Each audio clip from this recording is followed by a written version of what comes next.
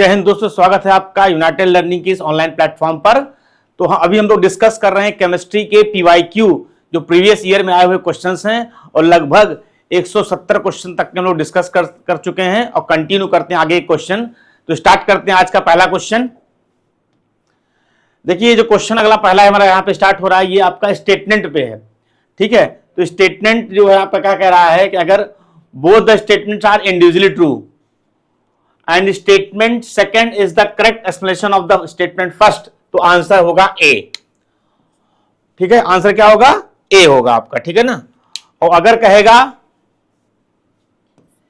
Both the statement are individually true but the statement second is not the correct explanation of statement first, तो आपका option होगा B option. Statement first true होगा और second false होगा तो हो जाएगा आपका सी ऑप्शन। पहला फॉल्स दूसरा ट्रू तो हो जाएगा डी ऑप्शन। तो यार ध्यान रखिए, क्वेश्चन करते समय दोनों स्टेटमेंट सही हैं, सेकंड वाला फर्स्ट एक्सप्लेनेशन है तो ए ऑप्शन। दोनों स्टेटमेंट सही है लेकिन सेकंड वाला फर्स्ट एक्सप्लेनेशन नहीं है, B option. First is true second is false, C option. First is false second is true, D option. तो स्टार्ट करते हैं। Glass is not considered as a true compound. Yes, glass जो है नहीं consider, true compound consider नहीं करते हैं, बिल्कुल सही। हाँ सही ऑप्शन सही है ये, यानी ये स्टेटमेंट सही है क्योंकि ग्लास क्या है? Glass is a chemical mixture.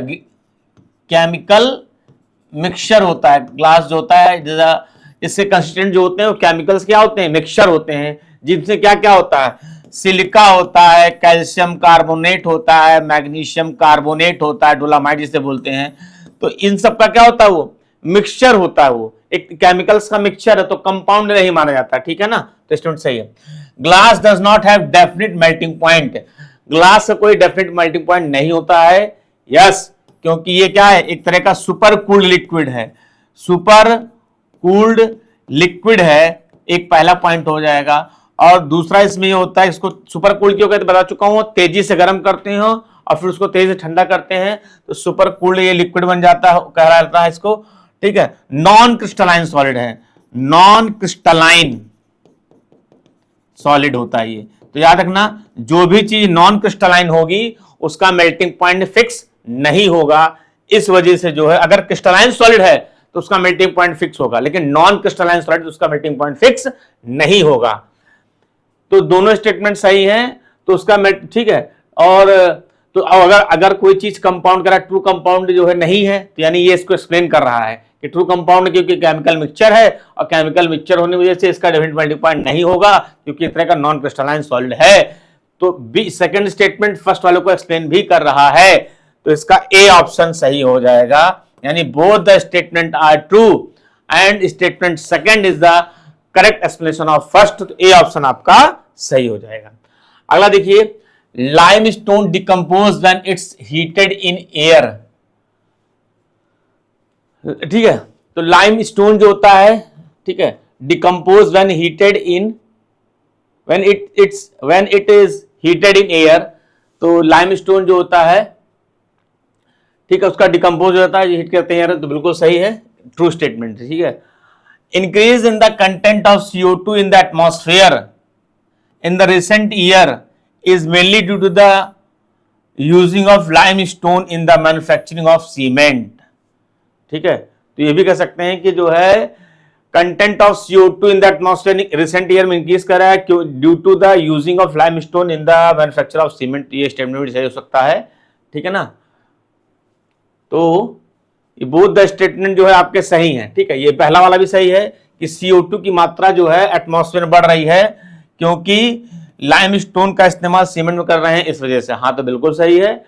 और limestone decompose when it heated in air, तो ये स्टेटमेंट भी सही है। दोनों स्टेटमेंट सही है, लेकिन सेकंड वाला जो है ये इसका एक्सप्लेनेशन नहीं है, एक्सप्लेनेशन नहीं कर रहा, तो इसका कौन सा ऑप्शन हो जाएगा? बी ऑप्शन सही है। Both the statement are true but second statement इसको एक्सप्लेन थोड़ी कर रहा है कि जो है वो हीट करने पर एयर के साथ डिकम्पोज हो जाएगा, ये इसको एक्सप्लेन नहीं कर रहा है। वो ये बता रहा है कि जो है CO2 की मात्रा बढ़ रही क्योंकि उस स्टेटमेंट में उसका इस्तेमाल कर रहे हैं। तो दोनों स्टेटमेंट सही है, लेकिन इसका एक्सप्लेनेशन नहीं है, तो बी ऑप्शन आपका यहां पर सही होगा। अगला देखते हैं, very little hydrogen is produce when sulphuric acid is added to calcium. ठीक है, कैल्शियम में सल्फ्यूरिक अम्ल का इस्तेमाल करने पर, सल्फ्यूरिक अम्ल मिला कैल्शियम का, तो कैल्शियम में सल्फ्यूरिक अम्ल H2SO4 मिला होगा। ठीक है, तो क्या बन जाएगा, CSO4 बन जाएगा और हाइड्रोजन गैस क्या हो जाएगी, लिक्विड। तो जो CO4 बना हो क्या है, ये प्रेसिपिटेट है। क्या, ये प्रेसिपिटेट बन जाता है, प्रेसिपिटेट बन जाता है आपका। ठीक है, तो कह रहा very little amount of hydrogen produce when sulphuric acid added to the calcium carbonate करते हैं, कैल्शियम में अगर ऐड करते हैं तो आपका ये बन जाता है और हाइड्रोजन निकल जा रहा है। तो लेटे, हाँ बिल्कुल सही, स्टेटमेंट सही है। The salt that is produce calcium sulphate, ये इज इनसोल्यूबल, बिल्कुल सही है। जो बन रहा है वो प्रेसिपिटेट है, तो प्रेसिपिटेट जो होगा वो इनसोल्यूबल होगा, सोल्यूबल नहीं, वो हाइड्रोजन आपकी लिबरेट हो जाएगी लिटिल अमाउंट में। तो जो प्रेसिपिटेट बनेगा ये जो होगा वो इनसोल्यूबल होगा। ये स्टेटमेंट बिल्कुल आपका क्या है, सही है। ठीक है, तो पहले और दूसरे को अगर ध्यान से देखा जाए तो both the statement are true and statement second is the correct explanation of first, क्योंकि जो प्रेसिपिटेट बना है वो इनसोल्यूबल है और लिटिल जब ये बनेगा तब ज्यादा मात्रा में एक लेयर फॉर्म कर लेगा जिससे हाइड्रोजन कम लिबरेट होगी। ये स्टेटमेंट जो है both are correct and second is the correct explanation of first जो है, तो आपका ए ऑप्शन यहां पे आपका सही हो जाएगा, ए ऑप्शन करेक्ट होगा। ठीक है, अगला देखते हैं, zinc is use for the galvanization to protect iron from rusting, बिल्कुल सही भैया। जिंक की लेयर चढ़ा देते हैं, galvanization is the process in which iron पर जंग से बचाने के लिए, जंग ना लगे, उसमें रस्टिंग ना हो, उस पर जिंक की लेयर चढ़ा देते हैं। इस प्रोसेस को हम गैल्वेनाइजेशन प्रोसेस कहते हैं। कौन सा प्रोसेस कहते हैं, गैल्वेनाइजेशन प्रोसेस कहा जाता है। Zinc is more reactive towards oxygen than iron, बिल्कुल सही है। अगर इलेक्ट्रोकेमिकल सीरीज देखोगे तो जिंक पहले आता है और जो आयरन होता है Fe बाद में आता है, तो जिंक ज्यादा रिएक्टिव होगा ऑक्सीजन के साथ, बिल्कुल सही है, स्टेटमेंट भी सही है। देन एयर तो रिएक्टिव होता है, ये भी स्टेटमेंट, और उसको गैल्वेनाइजेशन प्रोसेस का इस्तेमाल करते हैं, रस्टिंग से बचाता है। तो both the statement are correct और second is the correct explanation of first, ये भी सही है। तो इसका ए ऑप्शन आपका यहां पर हो जाएगा कि मोस्ट रिएक्टिव टुवर्ड ऑक्सीजन होता है कंपैरेटिव जिंक। ठीक है, तो जिंक ऑक्साइड लेयर बना लेता है और अंदर नहीं जाता, जिससे उसमें क्या कहते हैं, आयरन पे जो है जंग नहीं लगती, उसको प्रोटेक्ट कर लेता है गैल्वेनाइजेशन प्रोसेस के माध्यम से। तो इसका ए ऑप्शन यहां होगा, क्योंकि both the statement are correct and statement second is the correct explanation of first. The presence of sulphur in gunpowder, gunpowder क्या है तो बता चुका हूं। गन पाउडर जो है आपका, गन पाउडर एक क्या है, केमिकल, फर्स्ट केमिकल एक्सप्लोजिव है, फर्स्ट केमिकल एक्सप्लोजिव है, फर्स्ट केमिकल एक्सप्लोजिव है ये आपका गन पाउडर। ठीक है, gun first chemical explosive gun powder है आपका, जिसमें आप पोटेशियम नाइट्रेट KNO3, ठीक है, ठीक है नाइट्रेट का इस्तेमाल करते हैं। ठीक है, और चारकोल का इस्तेमाल करते हैं। ठीक है, चारकोल का इस्तेमाल करते हैं, और आप जो है सल्फर का इस्तेमाल करते हैं, सल्फर का इस्तेमाल करते हैं। ठीक है, सल्फर का इस्तेमाल करते हैं, और आप जो है इस्तेमाल करते हैं किसका, ग्रेफाइट का। ये चार चीजों का इस्तेमाल किया जाता है जनरली आपका जो है बनाने गन पाउडर। तो पोटेशियम नाइट्रेट ऑक्सीडाइजर रूप में काम करता है, चारकोल और सल्फर जो होगा ये आपका फ्यूल के रूप में, ईंधन के रूप में काम करेगा। और ग्रेफाइट जो होता है, ग्रेफाइट जो होता है इसमें क्या करता है, ग्रेफाइट इसके ऊपर एक लेयर ग्रेफाइट की रखा जाती है, ताकि जब एक्सप्लोसिव्स को ले जाए जाते हैं तो फ्रिक्शन से जो है ब्लास्ट न कर जाए, फ्रिक्शन से बचाने के लिए, फ्रिक्शन को रिड्यूस करने के लिए ग्रेफाइट का ऊपर की लेयर लगाई जाती है। तो ये जो है कल चारकोल और सल्फर जो होते हैं ये से कंस्टिट्यूएंट मेन ये है, पोटेशियम नाइट्रेट, चारकोल और सल्फर। तो पोटेशियम नाइट्रेट जो होता है ऑक्सीडाइजर के रूप में इस्तेमाल करते हैं, चारकोल सल्फर जो होगा आपका वो फ्यूल के ईंधन के रूप में इस्तेमाल किया जाता है, ग्रेफाइट की एक लेयर चढ़ा जाती है जिससे फ्रिक्शन रिड्यूस हो और कोई एक्सीडेंटल एक्सप्लोजिव ना हो। तो ये हो गया, तो फ्यूल के रूप तो क्या कर रहा है, ठीक है, तो करता क्या है ये, तो ये क्या काम करता है देखिएगा, तो सल्फर क्या कह रहा हूं, डिक्रीज द इग्निशन टेम्परेचर, बिल्कुल सही है। तो जो सल्फर जो होगा, चारकोल हो गए, सल्फर क्या करेगा, इग्निशन टेम्परेचर को लो कर देता है, ठीक है, इग्निशन टेम्परेचर को लो कर देता है। और लो कर देता कौन, सल्फर इग्निशन टेम्परेचर को लो करे, यानी इग्निशन टेम्परेचर मिनिमम टेम्परेचर जिस पे किसी एक्सप्लोजिव में आग पकड़ ले, आग लग जाए, that is called ignition temperature. तो जिस भी एक्सप्लोजिव का या जो कंबस्टिबल सब्सटेंस जिसका इग्निशन टेम्परेचर लो होता है उसको हम अच्छा फ्यूल मानते हैं। तो इग्निशन टेम्परेचर लो, जैसे पेट्रोल है, डीजल है, केरोसिन, इसका इग्निशन टेम्परेचर क्या होता है, बहुत ही ज्यादा लो होता है। तो इस सल्फर की वजह से इसका इग्निशन टेम्परेचर लो करता है, और combustion rate high, ignition temperature low, combustion rate high करेगा कौन, सल्फर। तो हो जाएगा भैया पहला ऑप्शन से, डिक्रीज द इग्निशन टेम्परेचर, ठीक है, एंड कंबशन रेट क्या कर देता है, हाई कर देता है। तो ये आपका इंक्रीज द फाइनल टेम्परेचर गलत, explosive of the gun powder गलत। तो आपका यहां पे decrease the ignition temperature low कर देगा, जिस भी फ्यूल का इग्निशन टेम्परेचर लो होता है उसको हम गुड फ्यूल के अंतर्गत लाते हैं, अच्छा फ्यूल मानते हैं। तो ए ऑप्शन यहां पर आपका सही हो जाएगा। अगला देखिए, calcium ammonium nitrate CAN is the popular nitrogen fertiliser because it is, calcium ammonium nitrogen को हम अच्छा फर्टिलाइजर मानते हैं, पॉपुलर फर्टिलाइजर मानते हैं। एक तरह का पहला पॉइंट ये होता है कि न्यूट्रल होता है, न्यूट्रल फर्टिलाइजर है, ठीक है, न्यूट्रल फर्टिलाइजर होता है। इसका इस्तेमाल, दूसरा पॉइंट हो जाएगा, इसका इस्तेमाल हम एसिडिक सॉइल में भी कर सकते हैं। एक अच्छी बात ये होती है इसका एसिडिक सॉइल में यूज कर सकते हैं। न्यूट्रल फर्टिलाइजर होता है तो ज्यादा मिट्टी को नुकसान नहीं पहुंचाता है, न्यूट्रल फर्टिलाइजर तो मिट्टी को नुकसान नहीं पहुंचाएगा। एसिडिक सॉइल में भी इसका इस्तेमाल कर सकते हैं। दूसरा इसका पॉइंट इंपॉर्टेंट है, कैल्शियम अमोनियम, इसमें नाइट्रोजन की परसेंटेज जो होता है 25 से 27% इसमें नाइट्रोजन पाई जाती है, 25 से 27% इसमें नाइट्रोजन का परसेंटेज होता है, ठीक है। एक इसकी अच्छी क्वालिटी है पॉपुलर होने की वजह से, जिसमें जो अमोनियम के फॉर्म में लगभग अगर कहें तो 25% मान ले, तो अमोनियम के फॉर्म में, अमोनियम के फॉर्म में आपका लगभग 12.5% के आसपास पाया जाएगा, और नाइट्रेट के फॉर्म में जो होता है ये आपका लगभग 12.5% पाया जाएगा। तो दोनों मिला के 25%, अमोनियम के फॉर्म में 12.5 से 13%, और नाइट्रेट के फॉर्म में 12.5 से 13% ये पाया जाता है, तो टोटल 25% पाया जाता है। तो ये पॉपुलर क्यों, इस ये कारण है। देखते हैं, स्लो सप्लायर ऑफ नाइट्रोजन गलत, having more percentage nitrogen in it, ये हो सकता है सही, fixing nitrogen in the soil, capable of making the soil acidic गलत, एसिडिक नहीं भैया, एसिडिक सॉइल नहीं करना हमको, सॉइल को जितना बेसिक रहेगी या न्यूट्रल रहेगी वो सॉइल हमारे लिए बेस्ट मानी जाती है।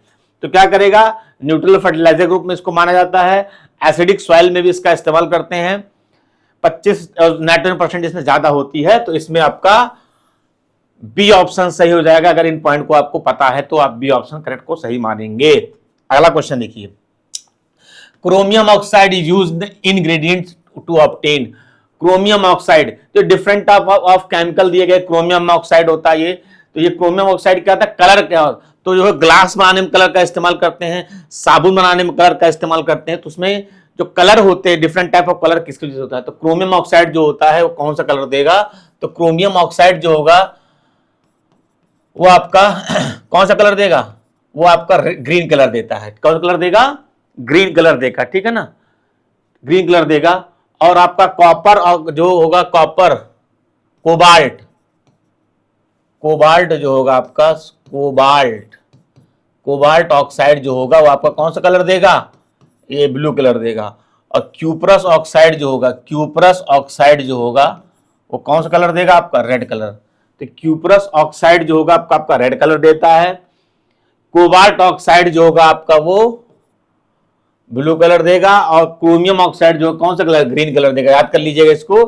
और वायलेट कलर जो है कौन सा केमिकल का देगा आपको, ये आपको बताना है कमेंट बॉक्स में, ठीक है। तो according to the question A option आपका यहां पर सही हो जाएगा। देखते हैं अगला question, a mixture of sodium chloride and naphthalene can be separated by, sodium chloride यानी NaCl है, और नेप्थलीन बॉल यानी नेप्थलीन बॉल मतलब होता है जो सफेद वाली गोली होती है, इसको हम बोलते हैं कुनैन की गोली बोलते हैं, ठीक है। अधिकतर बाथरूम वगैरह में इसका इस्तेमाल किया जाता है, कपड़ों में डालने के लिए भी इसका इस्तेमाल किया जाता है, नेपथलीन बॉल। ठीक है, नेपथलीन बॉल। तो कह रहा है इनका मिक्सचर हम कैसे अलग कर सकते हैं? एक्सट्रैक्शन विद हॉट वाटर के माध्यम से, एक्सट्रैक्शन विद कोल्ड वाटर के माध्यम से, सब्लिमेशन के माध्यम से, स्टीम डिस्टिलेशन। तो इसका जो सही आंसर सी है, सब्लिमेशन के माध्यम से। क्यों सब्लिमेशन होना चाहिए?